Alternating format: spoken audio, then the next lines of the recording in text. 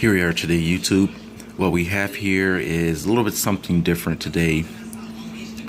We have a T-Mobile Galaxy Gear S watch Imei repair, in which this service works for the Galaxy, basically any T-Mobile device, including Galaxy watches, in which, as we're showing you here on the global database, in which this is the particular model, the SM-R750T, in which it's the exact same model over here as well, in which this is the Imei.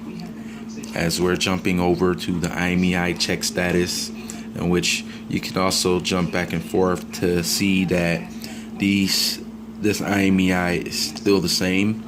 This is part one of two parts, in which this is showing you that the current Imei is currently blacklisted or blocked.